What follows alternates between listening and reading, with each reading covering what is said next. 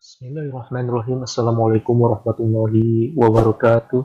Selamat pagi semuanya. Kembali lagi kita membahas materi IPA di bab ketiga. Selanjutnya kita membahas tentang unsur, senyawa, dan juga campuran. Masih bersama saya, Hasbi Sidiki, guru IPA kelas 7. Oke, pertama-tama kita perhatikan dulu peta konsep berikut. Nah, materi secara komposisinya dibedakan menjadi dua, yaitu ada zat tunggal dan juga campuran. Zat tunggal sendiri itu ada yang berupa unsur, yaitu zat yang sudah tidak dapat disederhanakan lagi, dan juga senyawa. Nah, untuk campuran sendiri terdiri dari campuran homogen dan juga campuran heterogen. Nah, ini kita akan bahas satu persatu pada pertemuan kali ini. Yang pertama kita bahas adalah unsur. Unsur merupakan zat tunggal yang tidak dapat dibagi lagi menjadi bagian yang sederhana dan tetap mempertahankan sifat aslinya. Bagian terkecil unsur adalah atom. Nah, contohnya ada unsur emas, nikel, dan juga besi. Nah, ketiga unsur ini, jika kalian potong menjadi bagian yang kecil-kecil, lalu dipotong lagi, terus dipotong hingga kalian tidak bisa memotongnya lagi, nah itu merupakan unsur. Dia memiliki sifat yang sama, jadi antara yang bentuknya masih berupa bongkahan sampai ukuran yang paling kecil, dia sifatnya sama. Dan unsur-unsur ini terdiri dari atom. Nah, ketiga unsur ini merupakan contoh dari unsur logam. Dan ada lagi unsur yang ditemukan di alam, seperti karbon, belerang, dan juga fosfor, yang merupakan unsur non-logam. Nah, unsur logam dan non-logam memiliki sifat yang berbeda. Unsur logam pada suhu kamar dia berwujud padat, kecuali raksa yang berwujud cair. Nah, unsur logam dapat ditempa dan diregangkan, lalu dia bersifat konduktor atau dapat menghantarkan listrik dan juga panas. Makanya unsur logam sering digunakan sebagai alat masak maupun alat-alat elektronik. Unsur non-logam jika di suhu kamar, dia berwujud padat, cair, dan gas. Jadi, wujudnya macam-macam. Nah, unsur non-logam bersifat rapuh dan tidak dapat ditempa. Lalu, sifat yang ketiga adalah non-konduktor atau tidak dapat menghantarkan listrik dan juga panas, kecuali grafit. Nah, penamaan unsur. Awalnya, unsur-unsur dilambangkan dengan simbol-simbol berupa gambar. Jadi, pada zaman alkimia, unsur-unsur dibentuk atau disimbolkan dengan gambar yang cukup rumit. Lalu, oleh Dalton, gambar itu disederhanakan lagi, namun masih kurang sederhana. Dan oleh Berzelius diajukan penamaan unsur yang lebih praktis, yaitu diambil dari bahasa Latin dari unsur tersebut, dan diambil satu atau dua huruf ataupun tiga huruf-huruf Latinnya. Contohnya, karbon, bahasa Latinnya adalah karbon, dilambangkan huruf C besar yang diambil dari huruf pertama kata tersebut. Selanjutnya ada kalsium yang diambil dari kata kalsium dengan huruf C, dilambangkan huruf C besar dan A kecil. Nah, ini diambil dari huruf pertama dan huruf kedua dari kata kalsium. Selanjutnya ada tembaga, yaitu kuprum, dilambangkan huruf C besar dan U kecil. Nah, ini ada beberapa contoh nama-nama unsur. Nah, oleh ilmuwan, unsur-unsur yang telah ditemukan di alam semesta ini kemudian dikelompokkan dan disusun ke dalam tabel periodik. Nah, tabel periodik ini penyusunannya sesuai dengan sifat-sifat dari unsur-unsur tersebut. Misalnya, unsur-unsur logam dikelompokkan ke area ini, sedangkan unsur-unsur non-logam dikelompokkan di area sini.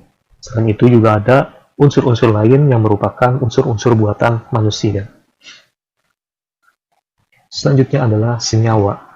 Di alam, kita tidak hanya menemukan unsur yang berbentuk tunggal, tapi kadang mereka juga berikatan antara satu atom atau satu unsur dengan unsur lainnya yang membentuk sebuah molekul. Contohnya, Di alam yang kita temukan, oksigen yang kita temukan itu merupakan molekul O2 yang terdiri dari 2 atom oksigen. Selain itu, molekul atau molekul unsur yang ada, dia juga dapat berikatan dengan molekul unsur lainnya, misalnya air. Di alam, air itu tersusun dari 2 buah molekul hidrogen dengan oksigen. Akhirnya terjadi reaksi kimia yang mengakibatkan dia menjadi air atau H2O. Nah, sifat senyawa berbeda dengan sifat molekul penyusunnya. Misalnya air tadi, dia terdiri dari hidrogen yang berupa gas. Jadi H2 ini hidrogennya wujudnya gas yang memiliki sifat mudah terbakar. Lalu oksigen atau O2 ini juga bentuknya gas. Dia merupakan gas yang berperan dalam reaksi pembakaran. Jadi hidrogen dan oksigen memiliki sifat mudah terbakar dan oksigen merupakan gas yang berperan dalam reaksi pembakaran. Sedangkan air sifatnya sangat berbeda dari kedua gas penyusunnya. Air atau H2O berwujud cair, sedangkan air mampu memadamkan api, jadi sifatnya bertolak belakang. Nah, ini ada beberapa senyawa yang sering kita jumpai di kehidupan sehari-hari. Tadi air, yang unsur penyusunnya adalah hidrogen dan juga oksigen. Selanjutnya ada garam dapur atau natrium klorida yang terdiri dari natrium yang berupa logam dan juga klorin.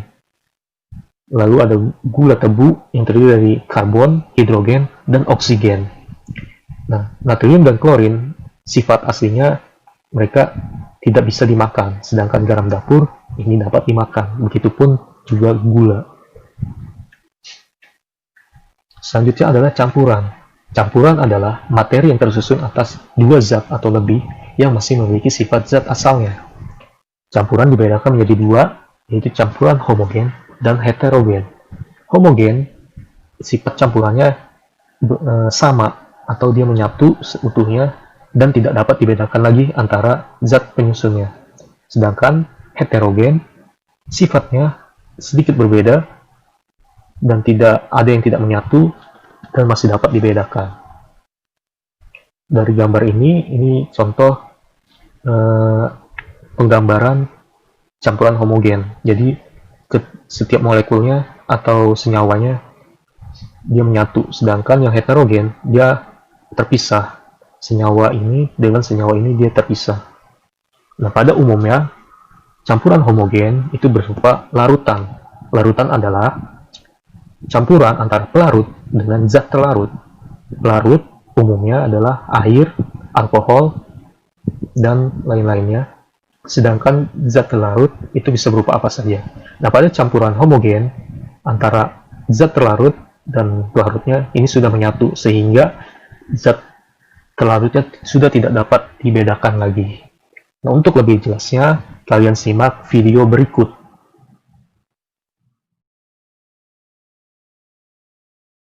Akan mencontohkan membuat larutan homogen yang terdiri dari garam atau natrium klorida dan juga air atau H2O.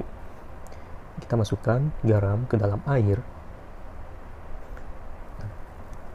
Partikel garam sebagai zat terlarut dan air sebagai pelarut, kemudian kita aduk dan dia akan menyatu.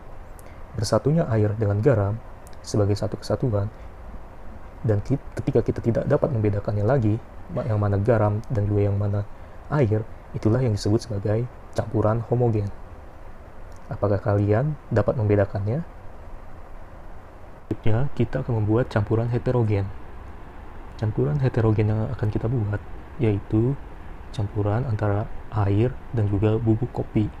Kita masukkan bubuk kopi ke dalam air, lalu kita aduk sebentar sampai keduanya bercampur. Kopi dan air dapat bercampur, namun tidak sepenuhnya seperti larutan homogen. Setelah didiamkan beberapa lama, kopi akan mengendap. Bubuk kopi akan masih terlihat di bagian bawah gelas. Nah, hal inilah yang membedakan antara larutan heterogen dengan larutan homogen.